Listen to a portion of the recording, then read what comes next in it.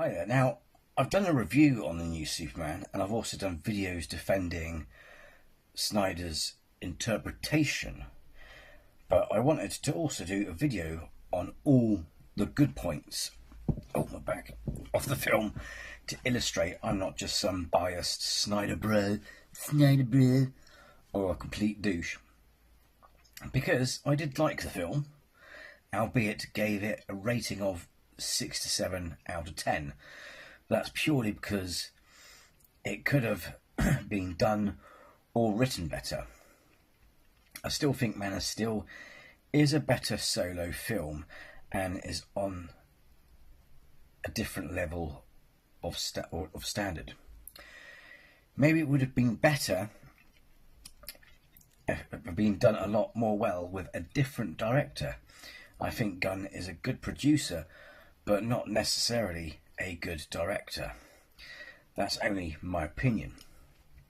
His Guardians of the Galaxy was good, but he didn't have the same magic as that with this film. So, let's begin. Overall tone and vision. Hopeful and optimistic. Gunn's Superman leans into the inherent hope and optimism and struggle of the character, moving away from previous iterations. This is seen as a refreshing and much needed take. And I can see what he's trying to do. He's going back to the Reeve Superman, so to speak, and trying to inject elements of that into a modern climate. Also, I've learnt the reason why this Superman is nerfed or weak is because Gunn said that he didn't want a universe where one guy outshone the other heroes of that universe. Embraces comic book roots. The film is praised for being unafraid to embrace its comic book elements, with deep-cut references and a comic style, pacing that appeals to some fans. So it may seem childish and daft and to some and ridiculous in some places, but to be fair, it's not trying to take itself seriously and be the disbelief or beggars belief of a comic book. Yes, I critique it, but overall, people shouldn't be taking it seriously. It's one of the problems with Dark Knight Rises, because it tried to be realistic and comic book at the same time, and it didn't work, with silly plot points like Batman still being able to fight after a major back injury, which is okay if done like a comic book film, but not a grounded film. Films often try to be realistic for fear of criticism. Instead of going, look guys, it's just a comic, let's do a comic book movie. For example, Deadpool works because it doesn't treat itself seriously and is like a comic book, even breaking the fourth wall. Heartfelt and humorous. It's described as a blend of epic action with genuine humour and heart, making it an entertaining and engaging watch. Although I would say this could be better executed, not as good as Guardians. The humour was at times forced and put in places that was not needed, but overall the relationship between Clark and his parents is endearing and reminiscent to that of Smallville or the adventures of Lois and Clark from the 90s. A cinematic reset for the DC universe. Reviewers are noting that it successfully launches the new DCU universe. in a spectacular fashion, setting a promising tone for future films. But like I said, it was a bit of a mess and not a wise thing to do if you are purely advertising it as a solo movie and are trying to sell your Superman. Character portrayals. David Corenswet as Superman / Clark Kent. Corenswet's portrayal is receiving significant praise. He's often called by a little few, the best Superman since Christopher Reeve. By some, behave. Some bringing a balance of vulnerability and an inherent belief in the goodness of humankind. His human side and internal struggle are explored well. I kind of disagree, because that is unfair to previous incarnations who all did a good job bringing something to the table. But he does take pointers from what Christopher Reeve done. For example, his mannerisms, behaviour and posture change when he goes from being Clark to Superman. Just like Ralph did in Superman's Returns. The only thing I will say, which sounds unfair, but when I look at, say, Henry Cavill, my brain thinks, oh, look at Superman. But with David, I just do not get that. Another way to put this is it suffers the same problem as Superman Returns, where Brandon Routh did a good job of playing Superman, just a badly done script, etc.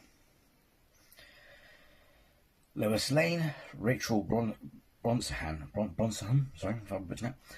While perhaps, not as much focus on her in early reviews, the dynamic between Corenswet's Superman and Lois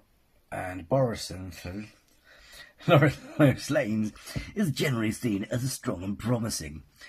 You can see her struggling, trying to be an objective, non-biased reporter, whilst at the same time trying to support the man she loves, which is precisely what Lois Lane is about. Bear in mind, she has to also conduct her job so as not to give away the fact that she knows who Superman is. So she has to be non-biased and sometimes selfish in a critique or in her journalism, hence why some people say she came across as a bit of a bitch. When this is not the case, to be fair, to give her a fair chance, none of us knows how we will act with a partner who has such a power and responsibility whilst keeping that secret. We have seen the weight and dangers of that secret more explored in series like Smallville. Inclusion of other heroes / characters. The film introduces several other DC heroes, examples like Green Lantern, Hawkgirl, Metamorpho, and Crypto, and villains, which broadens the scope of the DCU and offers its viewers exciting possibilities. Nathan Fillion's Guy Gardner in particular has been mentioned as a highlight for comic fans, although I think, to be fair, Mr. Fantastic steals the spotlight more than Guy Gardner. I will say that my only problem with this is they made the same mistake as Marvel, and that is the spotlight should have been on Superman more, on Superman more, with these characters as supporting characters.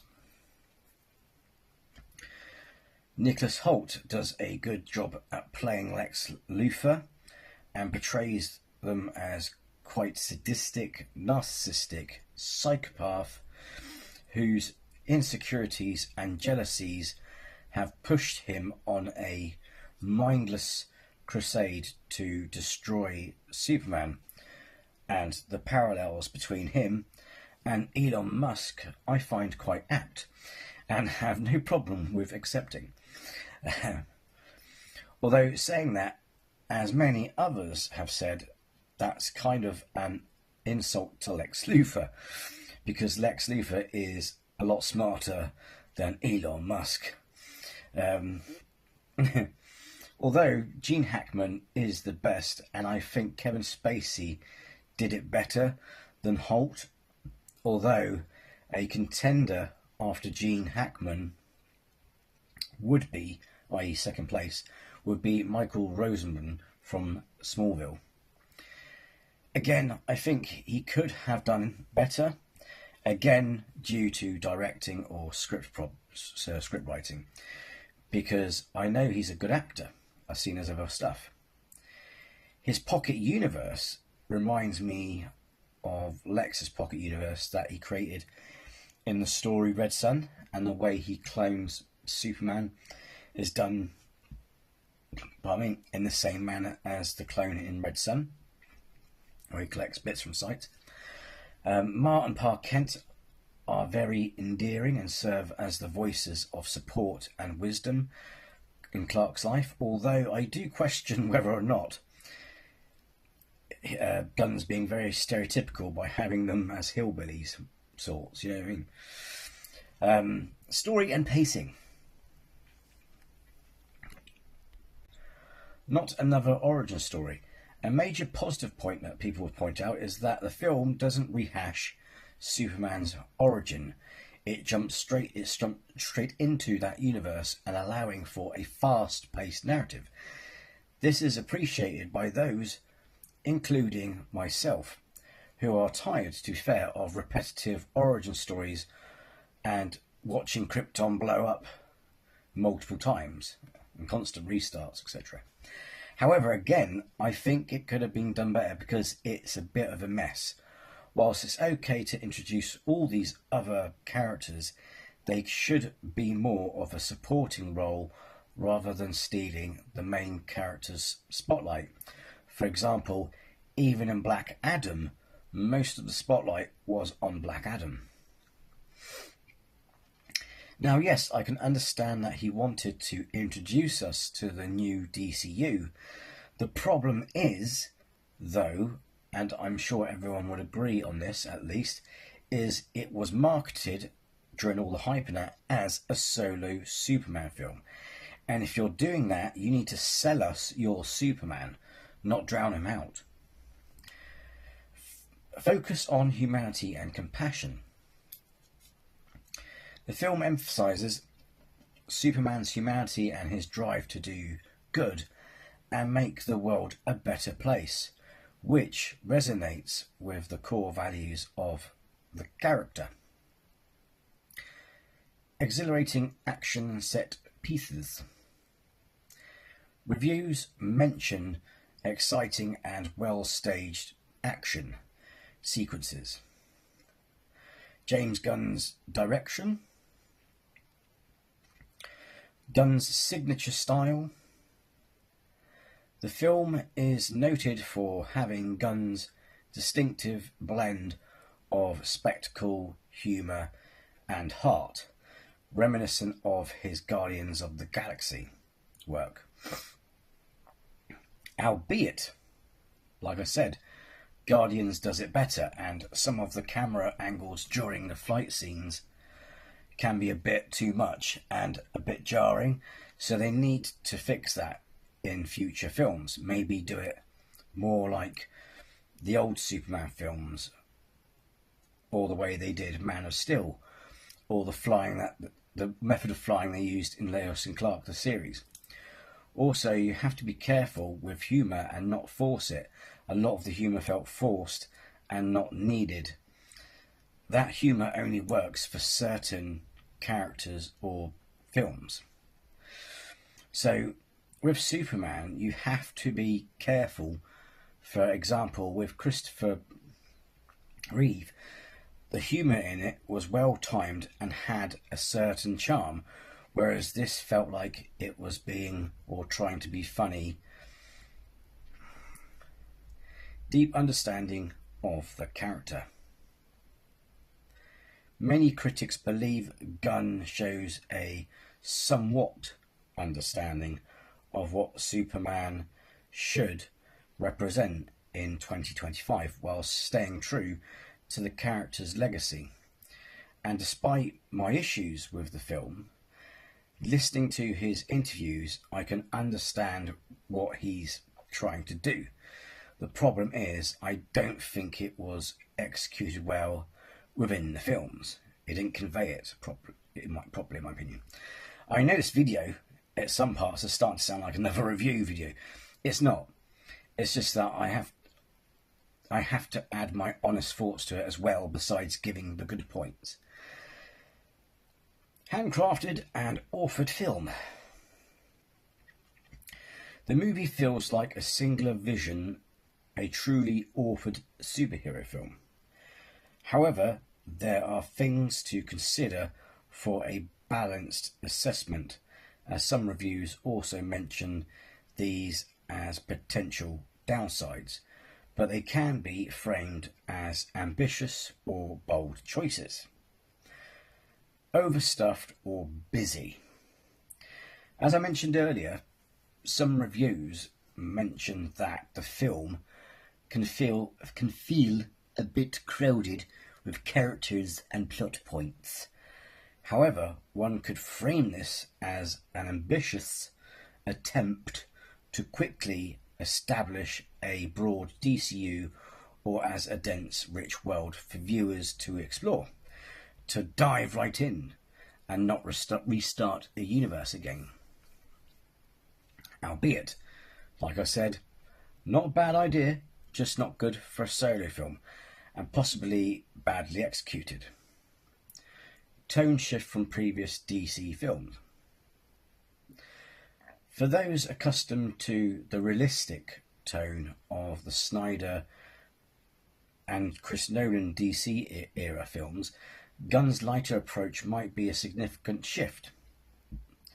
For example, recently during writing the script for this video, a good way of it, putting it is that Richard Donner's Superman and Tim Burton's Batman gave us a comic book iteration. Snyder and Christopher Nolan gave us a real world and more grounded iteration of Batman and Superman. And now Gunn is returning back to the comic book iteration. So this is why we shouldn't be slagging off any of the old iterations, but appreciating them for what they were trying to do and the direction they were going. However, due to the horrors in the world and rise of the far right in society, this may be the rebranding that is needed for the DCU during these times, to inspire younger kids to be kind and to help others. However, it's sad that we live in a time where it takes a film to teach people that genocide is wrong and that the billionaires are the ones who are the real villains. The film is also a good narrative on how the politics of social media works, how one can be beloved and famous for 1 minute and yet so easily turned against, all thanks to social media, which in itself is a sad reflection of society today. Both Batman and v Superman and Superman Legacy are very prophetic in some ways, considering how some fans are now, only a small amount, are now attacking Cavill Snyder's Superman, a once beloved iteration now under attack by toxic illiterate fans via social media. And yes, some have attacked the new Superman, but not to the same vitriol as the Man of Steel. They've even gone back and tried to get alert ratings on Rotten Tomatoes. Again, this is why we shouldn't slag off any old iteration, but appreciate it for what it is and the direction it was going. Respect the past, embrace the future, as the saying goes. The whole analogy of the war in Palestine, whether intentional or not, Gunn's Superman makes our point. The call for a free Palestine is not about hating Israelis, nor about supporting Hamas. It's about innocent people dying. It's about doing what's right. Also, what's interesting is that Lex wants a piece of the land because of the resources there, which is, oddly enough, the same reason why Trump is supporting Israel and wants to build on some land there. Before I forget, after watching again the new Superman, the new Superman's defense, he's nerfed in the end scene because of also the fact that it was kryptonite poisoning, and he didn't fully heal, only had a power nap at the Kent farm. So only fair to also point that out. Fans have said that it's a good film for children because it encourages kindness, etc. Although a drunk, bratty Supergirl isn't really a good model for girls, is it, ladies and gentlemen? Also, it's a shame that toxic gun fans have not learned kindness from this film, and their behaviour is so anti-Superman. And their toxic behaviour in the past, up to now, has also put me off this film. If you want people to support your film and this new DCU, then lead by example and be more Superman-like, not Lex Luthor-like. I will say it's definitely a PG or just above due to swearing. Be warned, parents, of swearing it. So there you have it. That's my assessment of what makes it good. Like I said, I don't hate the new Superman. I think David did a good job. I just think it could have been better written and better directed. The new Lois Lane is good, and they both portray that relationship really well. And as I keep trying to tell people, I want this new DCU to succeed because I'm sick and tired of constant reboots or restarts. It's not that I didn't trust James Gunn, I don't trust Warner Brothers. Because just like Kathleen Kennedy and Star Wars, I can't remember the Warner Brothers guy's name, but they have a tendency to interfere and ruin things. It wasn't Zack Snyder or The Rock's just an actor, that ruined the last DCU. It was decisions made by the board directors in Warner Brothers that screwed up the DCU, and creating their own The Last Jedi version of Justice League with Joss Whedon. If they were patient and let the Snyder release his Snyder Cut, they would have done better, as his intended iteration got 92% audio rating on Rotten Tomatoes. That's 1% higher than the new Superman film. So let's hope they leave Gunn to do his job, because I got a bad feeling that if 3 or more of his films flop or don't succeed, then they will scrap it like they did the last DCU, because they don't care about the fans or the DCU. They only care about the money, which is why the DCU is losing to Marvel, because Disney, well, in all fairness, will take a hit on a couple of films and series, but they all still stay the course, whereas Warner Brothers has a tendency not to. So yeah, that's my assessment on all the good points. Like I said, Man of Steel is still the better solo movie, and I think that Henry Cavill Superman is still the best modern day or contemporary Superman. However, David does a good job, and it's just the director or the script that's lacking, or the problem, sorry. As we get to see more of David's Superman, who knows? He might grow on me. Like I said, if it was focusing on more of being a solo film, it might have persuaded me and others a bit more to maybe like David's Superman just a little bit more. You know what I mean? However, even though I do like the Snyderverse, I do also like the fact that James Gunn is trying to revitalise and bring back the Superman of the 80s in a modern world, albeit, to be fair, that's only because that's a Superman I grew up with. So I'm a little bit biased on that little aspect. However, we do have to be careful because that's what killed the Batman franchise with Batman and Robin when it went like goofy. For me, no one has, in all honesty, beaten Christopher Reeve. I'm no Snyder bro, I'm a Reeve bro. He is still the best Superman, but at the moment between Cavill and Cornsweat, Cavill is still on top of him in the list. Also screen time as well, so I factor in it. I do think what the new film finally gives, though, is Superman a chance to voice his frustrations. The government, about the government, the people complaining about his interfering, and with that, he doesn't care about what they have to say. All he cares about is that people are dying and that it's important. Cavill's Superman wasn't really given a chance to speak, so I feel Cornsweat has spoken on behalf of all Superman. However, in future, needs to come across less whiny. He does come across a bit whiny about it. We need to stop splitting hairs in all these Superman films.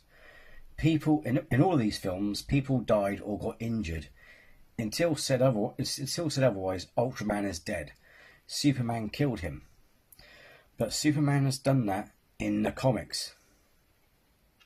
He has killed enemies who, no matter what he did, would not stop until they were dead. So own it, accept that fact, and move on. As I said, I wanted to do this video because I did like it. Even though it came across that I may have hated it, because I was defending the Man of Steel. That's not the reason why. I did those videos because the criticisms towards the Snyderverse and his Man of Steel was stupid, childish, petty, and unfounded, and that iteration deserves respect. And in some ways, some things are fun to, and also some things are fun to delve into, to talk about. And so I'll end it here, and on the following note. As the slogan goes, respect the past, embrace the future, and look up.